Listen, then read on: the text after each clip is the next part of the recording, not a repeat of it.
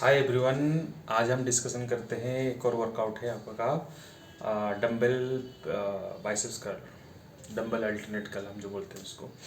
ठीक है, उसमें भी कुछ हद तक सिमिलर गलतियां होता है लोगों का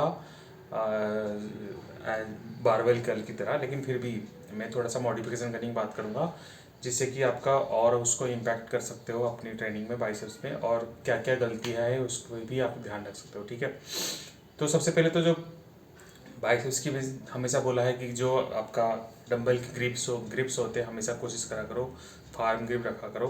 ठीक है, कभी भी किसी फिंगर की ऐसा नहीं कि आप किसी फिंगर का लूज ग्रिप रहेगा, इसलिए मैंने हमेशा बोला सारे फिंगर्स की हमेशा टाइट ग्रिप रखना है ताकि आपका फोर आर्म साथ साथ ट्रेंड होती रहे।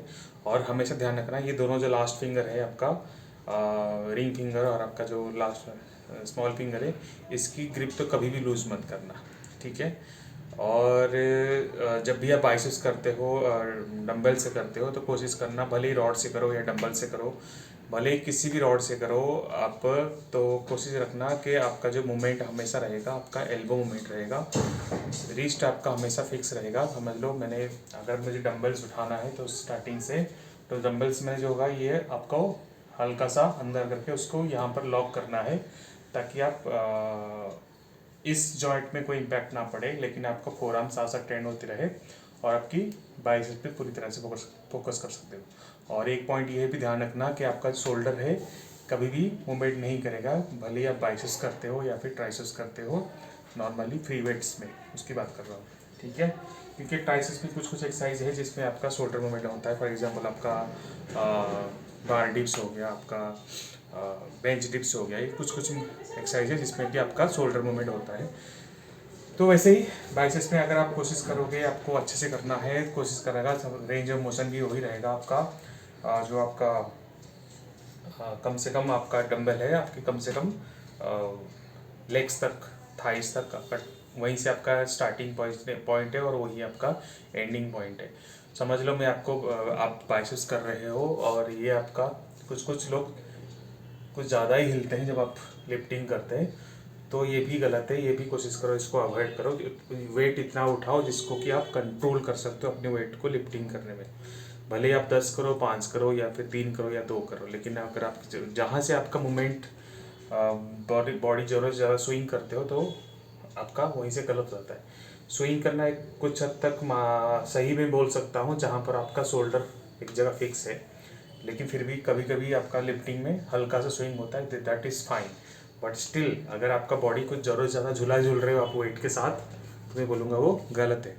तो मैंने एक छोटा सा वीडियो बनाया है अपनी मैंने हल्की वेट के साथ, तो एक बार उसको देख लीजिएगा और ये भी देख लीजिएगा किस तरह से मूवमेंट होता है। और थोड़ा सा अगर आप चाहते हो कि बाइसेप्स को और इम्पैक्ट दो, और इम्पैक्ट देना चाहते हो तो कोशिश करिएगा जब आप डंबल जब आपका इस यहाँ से आता है, जब यही आपका एंडिंग मोमेंट है, तो रिस्ट को हल्का सा एक्सटर्नल मूवमेंट करना है ताकि आपको बाइसेप्स को पीक के लिए और अच्छे से आप उसको ट्रेन कर सकते हो। समझ लीजिए मैं अगर नीचे से ला रहा हूँ तो हल्का सा आउटर एक्सटर्नल रोटेशन की तरफ मैं थोड़ा सा उसको मूवमेंट करूँ। सुपिनेशन नॉर्मली जो हमारी डंबल कर्ल होता है आपका, कुछ लोग सुपिनेशन करते हैं, कुछ लोग नहीं करते हैं। फॉर एग्जांपल अगर स्टार्टिंग पॉइंट से अगर मैं यहाँ से रखूँ तो कुछ लोग डायरेक्ट उठाते हैं और कुछ लोग जो साइड से डंबल रखते हैं उनका सुपिनेशन मूवमेंट होता है। एक सुपिनेशन मूवमेंट वहाँ हुआ और एक सुपिनेशन मूवमेंट आप यहाँ करना चाहते हो थोड़ा सा ये। और ये ध्यान रखो जो डंबल हमेशा रहेगा आपका आपकी पाम और आपका हाथ में जो डंबल है कम से कम स्ट्रेट, और इसके साथ में ये डंबल स्ट्रेट रहेगा और ये आपका आर्म्स इधर स्ट्रेट रहेगा। इसको एंगल ऐसा नहीं रखना है, हमेशा ध्यान रखना जब भी आप लिफ्ट जहाँ से आप स्टार्टिंग पोजीशन जब स्टार्ट करते हो डंबल हमेशा आपका स्ट्रेट पोजीशन में रहेगा ताकि आप बाइसेप्स को अच्छे से टेंशन दे सकते हो। जितना आप उसको एंगल अंदर की तरफ रखोगे उतना आपका बाइसेप्स में जो लॉन्ग हेड है शॉर्ट हेड है उसमें आप डायरेक्ट फोकस नहीं कर सकते। ठीक है,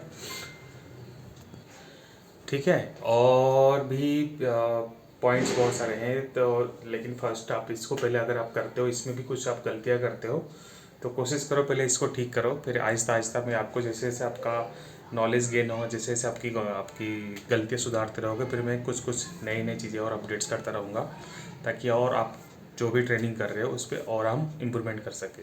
बहुत सारी एक्सरसाइज, ऐसा कुछ नहीं है कि मतलब सिर्फ आप एक एक बाइसेप्स की, भले ही आप डंबल से करते हो, भले ही आप रॉड से करते हो, रॉड में भी बहुत सारे रॉड है, आपका जिग जैग रॉड से, आपका बारबेल्स भी है, स्ट्रेट रॉड भी है। तो हर एक की एक अलग अलग ग्रिप्स होते हैं, हर एक की एक अलग अलग पर्टिकुलर डिस्टेंस होता है हाथ के बीच, आपकी पाम्स के बीच का। तो जैसे जैसे आपका क्वेश्चन आते रहेगा, मैं उसी हिसाब से आपका एक एक वीडियो बनाते रहूँगा, ताकि आपको समझ में आए। ठीक है, तो आई होप कि आपने जो जो पॉइंट मैंने बोला है कि आप समझ गए होंगे। फिर भी एक बार रिपीट कर देता हूँ। आपका जो ध्यान रखना, जो आपका पैर का स्टांस है वही आपका 8 से 10 इंच का गैप रहेगा, ताकि आप ना ज़रूरत से ज़्यादा बाहर, ना ज़रूरत से ज़्यादा अंदर। ठीक है, और आपका जो डंबल है आप चाहे साइड में रखो नॉर्मल, या फिर आप रखो सामने। जो साइड में डंबल रहता है, थोड़ी सी हैवी वेट में डंबल साइड में लोग यूज़ करते हैं। जो थोड़ा सा लाइट वेट होता है वो आपका लोग डंबल उसको सामने कर देते हैं। ठीक है, तो कोशिश करिएगा जब भी आप लिफ्टिंग स्टार्ट करते हो, लिफ्टिंग स्टार्ट करते ही आप इसको यहाँ पर ऐसे लॉक कर देना है। ठीक है, और जब भी आप सुप्रीम मूवमेंट करते हो तो हमेशा ध्यान रखो, अगर आप चाहते हो डंबल है आपका पूरे 90 डिग्री में रहेगा, कोई एंगल नहीं देना है इसको, पूरा स्ट्रेट डंबल रहेगा, ना अंदर ना जरूर से ज़्यादा बाहर। ठीक है, तो बाहर तो होता नहीं है वैसे, क्योंकि उसका आपका रिस्ट का मोमेंट ही उतना है कि आप बाहर तक नहीं जा सकते।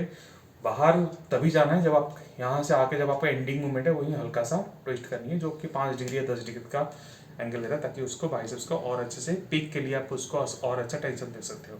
और ध्यान रखिएगा कि ज़रूरत से ज़्यादा आपको शोल्डर को मूवमेंट नहीं करना है, और वेट उठाने से झूला नहीं झूलना है। जितना वेट है, जितना आप वेट उठा के आप वेट को कंट्रोल कर सकते हो, अपनी मसल्स को कंट्रोल कर सकते हो, उतना ही वेट उठाओ। और ध्यान रखो कि अगर आपको लगता है कि जिसमें आप बॉडी ज़रूरत से ज़्यादा स्विंग हो रहा है, या फिर आपका शोल्डर मूवमेंट शुरू हो गया है, तो कोशिश करो जिस वेट से आप अच्छे से परफॉर्म करते हो आप उसको पहले और अच्छे से बेस्ट करो, ताकि आप जब नेक्स्ट वेट में जाओगे, नेक्स्ट स्ट्रेंथ बढ़ाओगे, वेट लिफ्टिंग कैपेसिटी बढ़ाओगे, भले ही आपका 5 सही लगे, पहले 5 सही को ही फोकस करो, छठे को सही कोशिश करो। ज़रूरत नहीं है कि आपको 10 ही करना है कंप्लीट, और ऊपर से 5 सही कर रहे हो और 5 गलत कर रहे हो, तो काउंट 5 ही होगा आपका। जो 5 गलत है वो 5 गलत काउंट नहीं होगा। तो रेंज ऑफ मोशन आपका प्रॉपर होना चाहिए पूरी तरह से बाइसेप्स की, जैसा नहीं कि यूं यूं करना है। तो कुछ कुछ एक्सरसाइज है आपकी बाइसेप्स के लिए जो कि स्मॉल रेंज किया जाता है, वो डिपेंड करता है किस लेवल ऑफ ट्रेनिंग में हो और क्या आपका गोल है उस ट्रेनिंग को लेके।